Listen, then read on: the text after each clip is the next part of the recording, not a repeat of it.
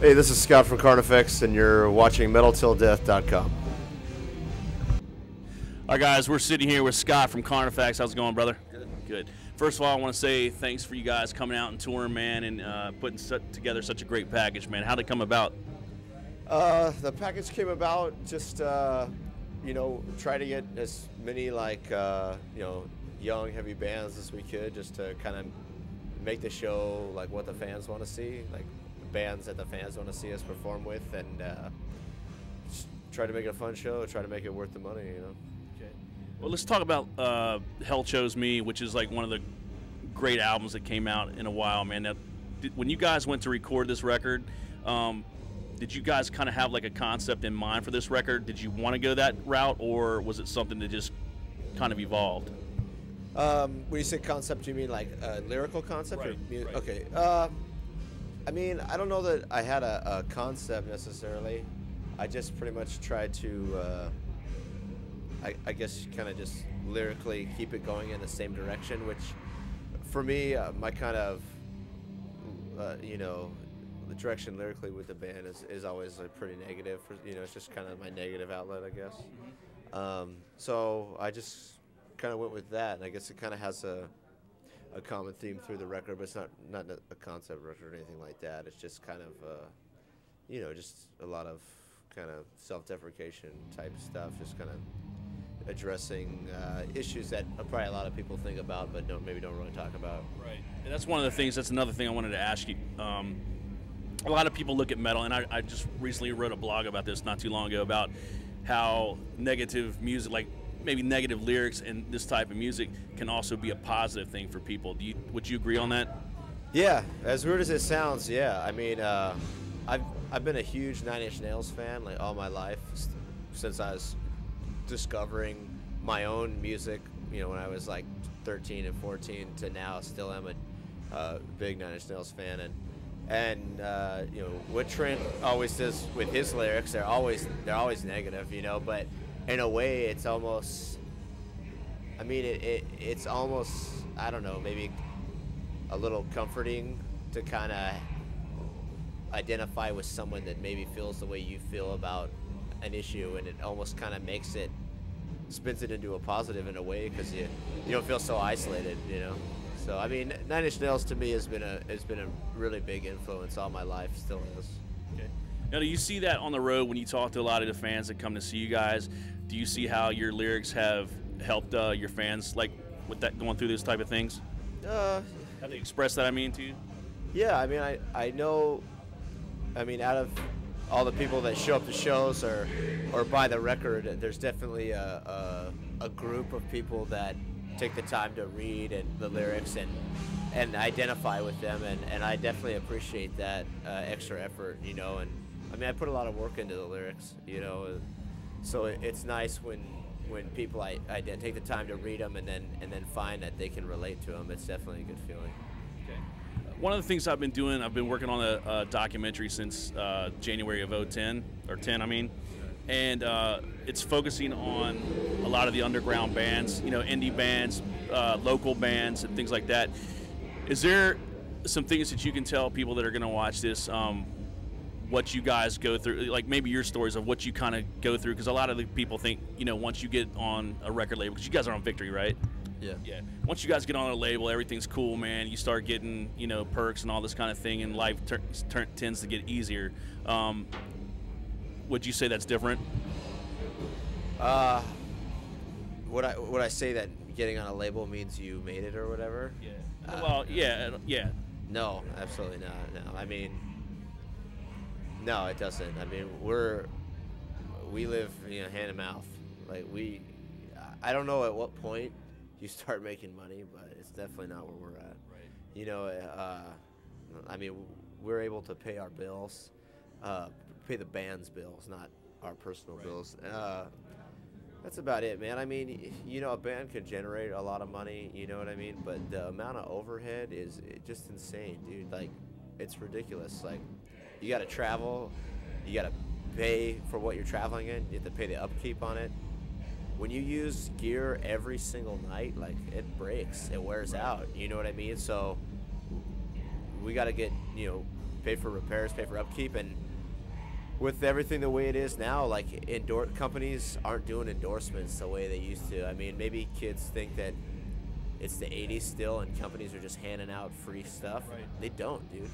Ibanez, Tama, like Zildjian, like PV, all these big companies, they're not doing full endorsements anymore. And it doesn't matter who you are. They're not doing full endorsements anymore. So that whole myth of getting free gear, like with the climate of the economy right now, it's gone. Right. They're not handing out free stuff. You know what I mean?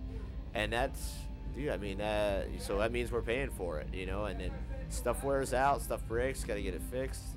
You got management's taking a cut, you got the booking agents taking a cut, you got the venue guys taking a cut. Like, the band gets the crumbs.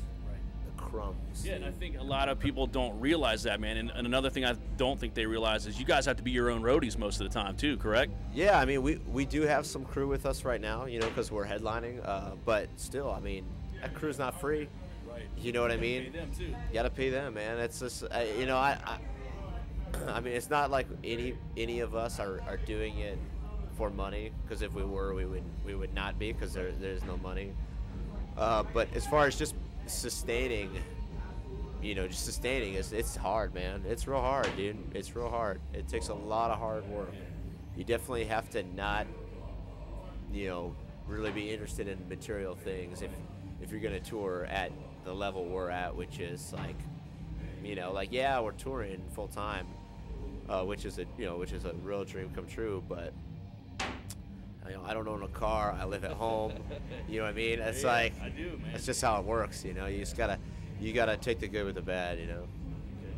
Well, one of the things, let's talk about how important is the local metal scene to you guys with local bands?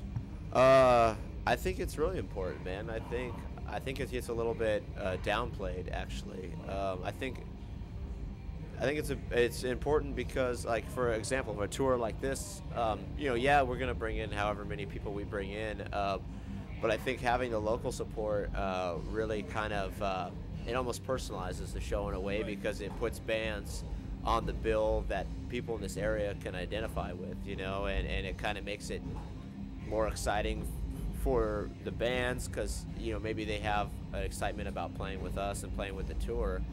And I you know, when we were in a local band, and then like my other bands previous to this, when we got to play with touring bands, it was definitely an exciting thing. So I think it's cool to be able to do that for someone, but then also have them help promote the show and bring out people that want to see them but maybe aren't familiar with the touring bands, and vice versa, you know. Cool, that's cool. Now this tour is actually a pretty brutal tour, man. You got Within the Ruins, Tony Danza, Oceano, and you guys, right? Yeah. Now, just that's kind of like a fun question, man. You guys kind of like, because all you guys are brutal, man. So do you guys kind of like hit the stage each night and try to, one up the other, try to outdo each other to get the crowd into a frenzy? Yeah, I mean, I guess maybe kind of unconsciously a little. I mean, obviously we're headlining, so I feel like the burden is on us to really, like, have the best show or whatever, so we definitely try our best. I mean, we bring our own lighting package with us and stuff like that to try and add a little bit of excitement to the show. And I mean, we try to give 100% every day, and maybe some days it's more exciting, maybe some days it's not, I don't know, but I mean, we definitely try it. We give it our best every day, regardless of who we're playing with. Man. Well, what are some of the bands that are out that are piquing your interest? Is there anything out there right now that's grabbing you, or have you seen any local bands that you've seen on your tour that's kind of stood out to you, if you've got to watch them? Yeah, I'm trying to think. Bands that are going right now that are doing well. I mean, I don't really listen to many like current bands. Okay. I don't know. I mean, obviously there's bands in our genre that are really doing very well. Like Whitechapel and like All Shall Perish. Like, those bands are obviously doing very well. Great bands. We just toured with All Shall Perish not too long ago. I don't know, as far as new bands that I'm listening to, I don't know that I really am listening. I mean, there's this band Wolves in the Throne Room that I really like. That they're a current band. They don't really tour full time, but they're definitely releasing material currently. I really like them. That's probably about all I can think of right now. All right, cool. All right, well, here's my my conspiracy question for you, man. 2012, are we going to be invaded by aliens? I doubt it. It's Y2K all over again. That's what I'm thinking, man. It's all a bunch of shit, right? Yeah, I'm sure nothing will happen. Okay. All right, cool. Well, what's going on with you guys for the summer? What's next for you guys? We're going to be taking the summer off touring-wise in the U.S. We're going to be doing some European festivals, but I don't think we're not doing any of the summer tours. We have to finish writing our new record, which we start recording in August, and then that record should come out in the fall of this year, so about 7 months, I guess, 8 months, something like that. So I mean, we did the Summer Slaughter last year, and then we're doing this tour right now, which actually goes almost to June, so it's a pretty long tour, going to all the major markets. So we decided to take the summer off in the U.S. and focus on getting our new record finished. Okay. All right. Well, any last words for people who are out there supporting your fans? Anything you'd like to say? Just thanks. Glad that everyone is helping us out as much as they can, and try and catch a day on the tour coming up. Cool. All right, man, Scott. Thank you, brother. Thanks. Yeah. We'll see you soon. Peace.